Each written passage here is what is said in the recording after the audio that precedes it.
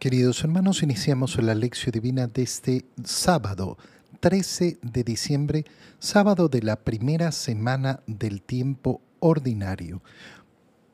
Por la señal de la Santa Cruz de nuestros enemigos, líbranos, Señor Dios nuestro, en el nombre del Padre, y del Hijo, y del Espíritu Santo. Amén.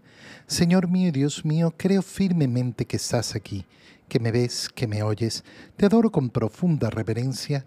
Te pido perdón de mis pecados y gracia para hacer con fruto este tiempo de lección divina. Madre mía Inmaculada, San José, mi Padre y Señor, Ángel de mi guarda, interceded por mí. Continuando con la lectura del primer libro de Samuel, leemos hoy el capítulo 9, versículos 1 al 4, 10, 17 al 19, hasta el capítulo 10, versículo 1.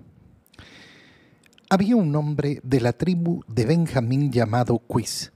Era de gran valor. Tenía un hijo llamado Saúl, joven de buena presencia. Entre los israelitas no había nadie más apuesto que él. Era el más alto de todos y ninguno le llegaba al hombro. Un día se le perdieron las burras a Quis y éste le dijo a su hijo Saúl: «Toma contigo a uno de los criados y vete a buscar las burras». Recorrieron los montes de Efraín y la región de Salisá, pero no las encontraron. Atravesaron el territorio de Salín y no estaban allí. Después la tierra de Benjamín y tampoco las hallaron. Entonces se dirigieron a la ciudad donde vivía Samuel, el hombre de Dios. Cuando Samuel vio a Saúl, el Señor le dijo: «Este es el hombre de quien te he hablado. Él gobernará a mi pueblo». Saúl se acercó a Samuel, que se encontraba en la puerta de la ciudad, y le dijo: «Indícame por favor dónde está la casa del vidente». Samuel le respondió: «Yo soy el vidente. Sube delante de mí al lugar sagrado y quédate a cenar conmigo. Mañana temprano te despediré después de decirte todo lo que está en tu corazón». Al día siguiente, muy temprano, Samuel tomó el cuerno donde guardaba el aceite y lo derramó sobre la cabeza de Saúl. Después lo besó y le dijo: «El Señor te ha ungido como jefe de Israel, su pueblo. Tú reinarás sobre el pueblo del Señor y lo librarás de los enemigos que lo rodean». Palabra de Dios. Al continuar con la lectura del primer libro de Samuel, vemos lo que pasa a continuación de ese deseo del pueblo de Israel de tener un rey para ser como los demás pueblos. Una falta tan grave al Señor, que había querido que Israel justamente no fuera como los demás pueblos, porque es el pueblo de la alianza, el pueblo de Dios. Sin embargo, el pueblo quería tener lo mismo que tenían los demás pueblos, tener un rey que los gobernara. Y el Señor, a través del profeta Samuel, le dice lo que va a ocurrir. ¿Cuáles son las desgracias que van a venir por tener a un rey que los va a dominar y que va a quitarles sus propias propiedades? Y sin embargo, a pesar de la advertencia dada por Samuel, el pueblo elige: no, nosotros queremos ser igual a las demás naciones. Qué importante es recordar esto para entender la lectura de hoy. ¿Por qué? Porque el Señor efectivamente les da la libertad. Esto es lo que quieren. Bueno, que se gobiernen a su modo, que se gobiernen según sus caprichos, según sus deseos. El Señor no nos determina en el modo de gobernarnos, en el modo de instituir nuestras formas de gobierno. Nos ha dado completa libertad. Por eso la Iglesia no reconoce como mejor o peor un sistema de gobierno con respecto a otro. El único sistema que ha sido condenado por la Iglesia por ser intrínsecamente malo es el comunismo. El comunismo es intrínsecamente malo porque tiene una concepción antropológica, es decir, sobre el hombre, que está completamente equivocado. Pero mientras se respete la naturaleza humana, hay muchas maneras de organizar el gobierno de los pueblos. No es verdad que solo existe un modo. No es verdad que hay un modo que es el perfecto. No, hay muchas maneras y los pueblos pueden elegir efectivamente el modo en que quieren gobernarse. Pero siempre lo mejor será efectivamente esa nación que quiere ponerse bajo el amparo de Dios y seguir las leyes de Dios.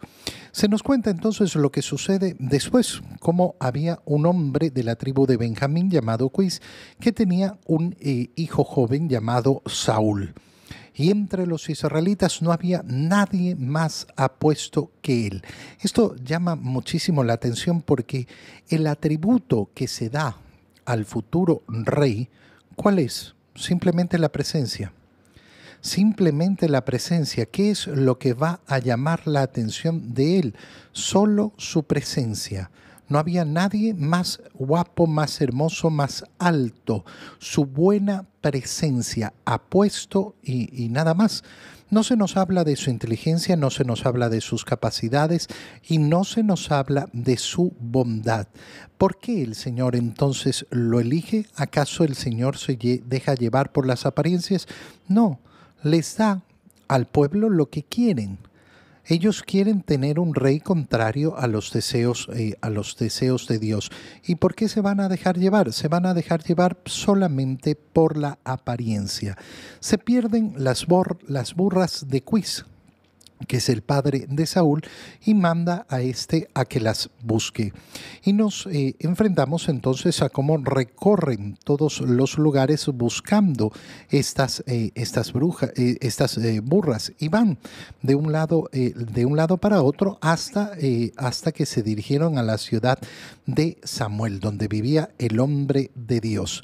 Y cuando Samuel vio a Saúl, entonces el Señor le dice: este es el hombre de quien te he hablado. Él gobernará a mi pueblo. Entonces Samuel ya sabe que tiene que ungirlo. Y cuando se acerca Saúl a hablar con Samuel, a preguntarle dónde está el vidente, le dice: yo soy. Quédate conmigo, sube delante al lugar sagrado y quédate a cenar conmigo. Mañana te despediré. Y al día siguiente, muy temprano, ¿qué hace Samuel? Y aquí viene el signo de ese ser elegido por el Señor para gobernar.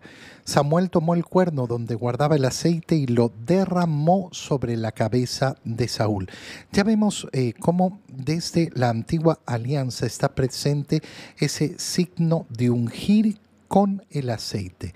La palabra Cristo va a significar justamente eso, el ungido por Dios. Y por eso se esperaba efectivamente en esa esperanza mesiánica, en esa esperanza del verdadero rey, del verdadero gobernante, que sea el ungido de Dios. Y entonces el profeta efectivamente lo que hace Samuel es ungir la cabeza de Saúl derramando el aceite. Le da el beso y le dice: el Señor te ha ungido como jefe de Israel, su pueblo. Tú reinarás sobre el pueblo del Señor y lo librarás de los enemigos que lo rodean. Es decir, que le da la potestad no solo para gobernar, sino para defender, para proteger al pueblo de Israel. Esto es tan importante, ¿por qué? Porque la misión es clara: gobernar, defender, gobernar y proteger, no pisotear, no esclavizar. No es la pretensión del Señor que se lleve a cabo el gobierno con injusticia. Va a ser tan importante esto, ¿por qué? Porque a lo largo de una gran parte de la historia de la humanidad se mantendrá este modo de gobierno. El modo en el cual se elige a una persona y es visto como elegido de Dios, que no es lo mismo que ocurre en la democracia. En la democracia el pueblo elige quién quiere ser su gobernante, pero hay que tener claro que hay una gran diferencia. ¿En qué sentido? No estoy hablando de la justicia de las monarquías, por si acaso, ¿eh? La gran diferencia es que no podemos confundir la voluntad de Dios con la voluntad del pueblo. Eso es una herejía. Cuando tú escuchas a una persona decir, la voluntad del pueblo es la voluntad de Dios, la voz del pueblo es la voz de Dios, no, eso es falso. Eso es una profunda herejía. La mayoría de personas que votan no representan a Dios y no representan su voluntad. Del mismo modo como no todo aquel que fue ungido hizo la voluntad de Dios. De hecho, la historia de Saúl va a ser terrible. Se va a cumplir todo lo que había predicho el Señor. Se ha escogido efectivamente a uno para que gobierne y para que defienda, pero va a cometer muchísimas injusticias en contra del pueblo. En la lectura del Evangelio, leemos el Evangelio de San Marcos, capítulo 2, versículos 13 al 17. En aquel tiempo Jesús salió de nuevo a caminar por la orilla del lago. Toda la muchedumbre lo seguía y él les hablaba. Al pasar vio a Leví, Mateo, el hijo de Alfeo, sentado en el banco de los impuestos y le dijo, «Sígueme». Él se levantó y lo siguió. Mientras Jesús estaba a la mesa en la casa de Leví, muchos publicanos y pecadores se sentaron a la mesa junto con Jesús y sus discípulos, porque eran muchos los que lo seguían. Entonces unos escribas de la secta de los fariseos, viéndolo comer con los pecadores y publicanos, preguntaron a sus discípulos, ¿por qué su maestro come y bebe en compañía de publicanos y pecadores? Habiendo oído esto, Jesús les dijo, no son los sanos los que tienen necesidad del médico, sino los enfermos. Yo no he venido a llamar a los justos, sino a los pecadores. Palabra del Señor. La llamada de Mateo es la tercera llamada que vemos en el Evangelio de San Marcos. La semana pasada veíamos cómo el Señor, viendo a Simón y a su hermano Andrés en la barca, los llamó a ser pescadores de hombres. Después, más adelante, vio a Juan y a su hermano Santiago, que estaban con su padre en la barca, remendando las redes, y también los llamó. Cada uno de ellos siguió al Señor. Es el llamado ya formal al apostolado junto a Jesús, a ese discipulado, a seguir a Jesús. Ahora vemos en el Evangelio de San Marcos cómo se nos cuenta el llamado de Leví, de Mateo, que era un publicano. Jesús sale a caminar de nuevo por la orilla del lago. ¿Dónde? En Cafarnaúm. Ayer veíamos cómo el Señor, después de haber recorrido varios poblados, después de haber tenido ese episodio con el leproso que contó a todo el mundo lo que sucedió y por eso no podía entrar a los poblados, Jesús vuelve a Cafarnaúm. Se produce ese episodio del paralítico que es llevado por estos 4 amigos que lo suben por el techo, y entonces en Cafarnaúm se nos cuenta cómo Jesús sale de nuevo a caminar por la orilla del lago, mientras toda la muchedumbre lo seguía y él les hablaba.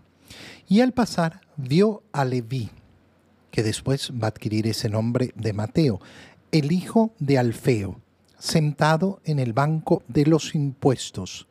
¿Qué significa sentado en el banco de los impuestos? Que Leví, Mateo, el evangelista, uno de los 12, es recaudador de impuestos, es un publicano. ¿Y por qué siempre se menciona a los publicanos entre los pecadores?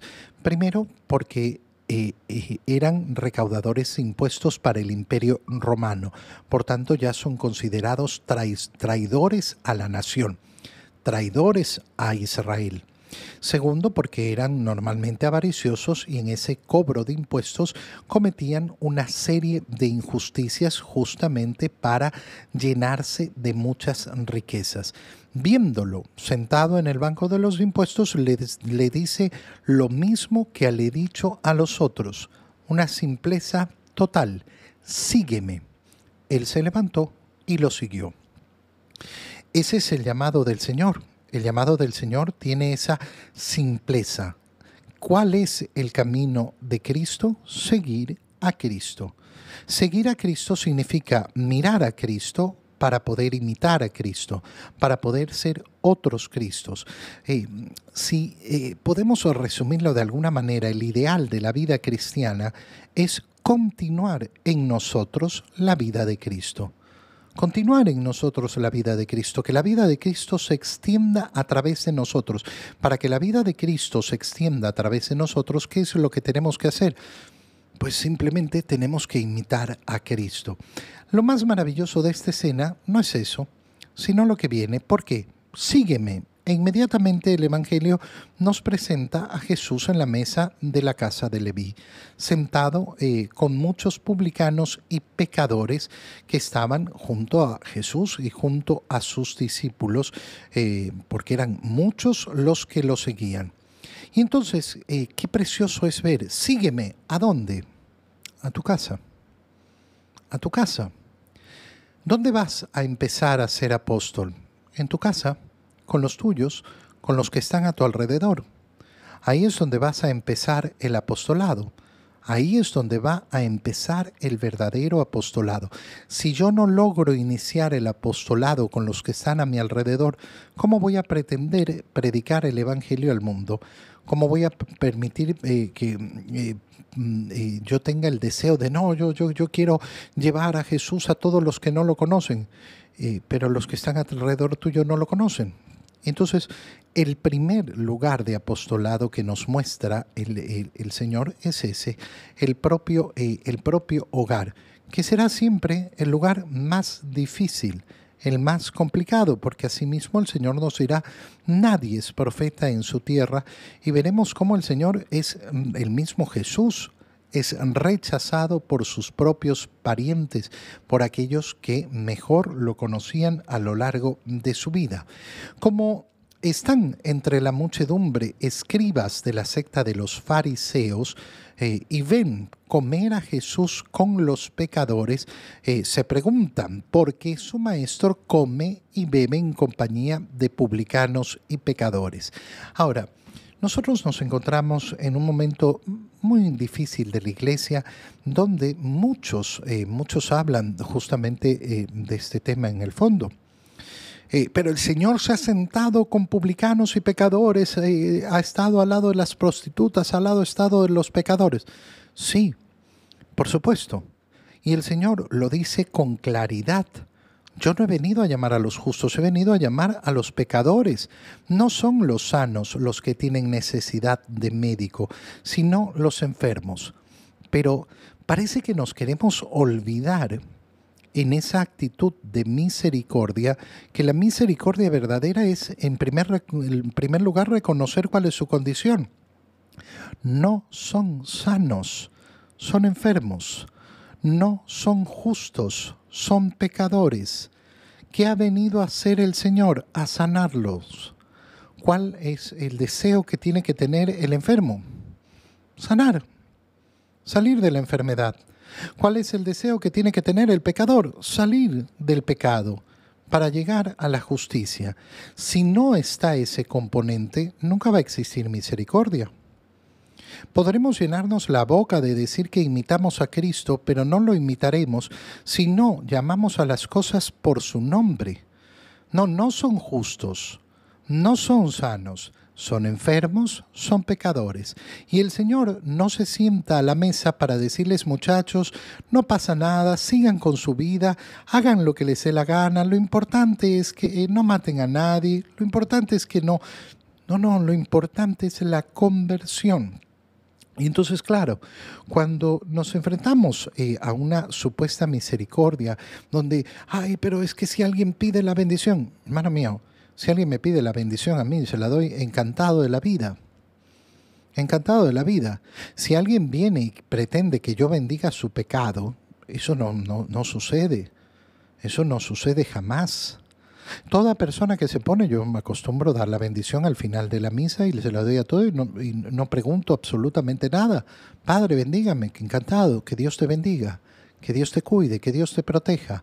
Pero si viene una persona y me dice, padre, es que me voy a robar a una tienda ahorita, bendígame para que no me pase nada. No, hijo mío, yo no bendigo el pecado. No puedo bendecir el pecado. Padre, bendígame porque yo estoy con una señora que no es mi esposa y nos queremos mucho. No, hijo mío, no, de ninguna manera. No voy a bendecir tu pecado. Te puedo bendecir a ti si pides la bendición. ¿Para qué? Para justamente reconocer esa condición de enfermo, de injusto, que quiere cambiar, que quiere caminar el camino del Señor. Sígueme. Es el llamado tan sencillo que hace Jesús. Te doy gracias, Dios mío, por los buenos propósitos, afectos e inspiraciones que me has comunicado en este tiempo de lección divina. Te pido ayuda para ponerlos por obra. Madre mía Inmaculada, San José, mi Padre y Señor, Ángel de mi guarda, interceded por mí. María, Madre de la Iglesia, ruega por nosotros. Que el Señor los bendiga, los cuide y los proteja en el nombre del Padre y del Hijo y del Espíritu Santo. Amén. Un muy feliz día para todos.